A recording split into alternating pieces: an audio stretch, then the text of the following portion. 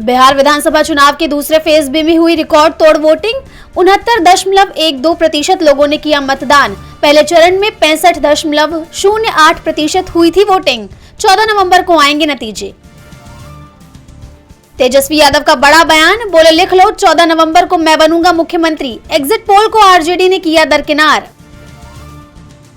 Voting के बाद RJD ने कार्यकर्ताओं को दिए सख्त निर्देश, कहा ईवीएम की पहरेदारी कर रहे सभी कार्यकर्ता रहें सजग। शंका होने पर तुरंत शिकायत दर्ज कराने के दिए आदेश। दिल्ली ब्लास्ट को लेकर तेज हुई जांच। डॉक्टर शाहीन मामले में कानपुर पहुंची एनआईए की टीम, पूछताछ जारी। दिल्ली ब्लास्ट के बाद सरकार ने किया मुआवजे का ऐलान। जान गंवाने वालों के परिवारों को 10 लाख रुपए की आर्थिक सहायता देगी सरकार। घायलों के लिए 5 से 2 लाख रुपए की राशि हुई तय। शिवसेना प्रमुख उद्धव ठाकरे का महायुति पर बड़ा हमला, कहा तीनों पार्टियां सांप जैसी हैं, तीनों एक दूसरे को निगलने को तैयार।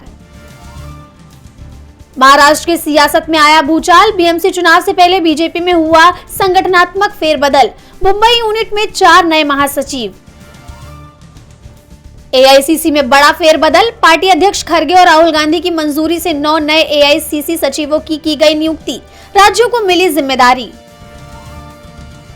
पीएम मोदी की डिग्री विवाद। दिल्ली हाईकोर्ट ने डीयू से मांगा जवाब। अपील में देरी पर 3 हफ्तों में आपत्ति दाखिल करने का दिया निर्देश।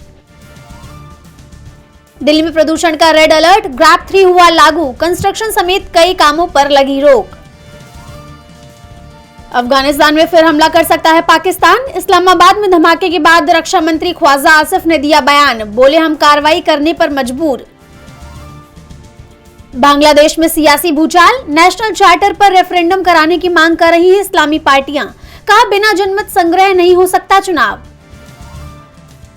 H1B वीजा पर अमेरिकी राष्ट्रपति डोनाल्ड ट्रंप का बड़ा बयान, कहा टैलेंट चाहिए भीड़ नहीं।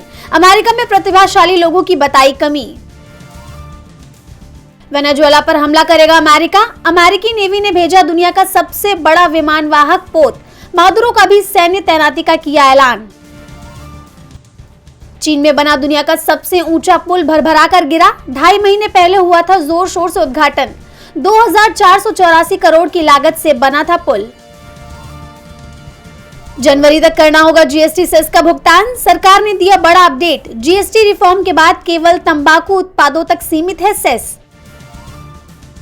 वोडाफोन आइडिया को मिल सकती है बड़ी राहत। सरकार ने बनाया बड़ा प्लान। जल्द ही देश भर के टेलीकॉम सर्किलों में पुराने बिल और डिमांड नोटिस की दोबारा जांच करेगी डॉट की टीम।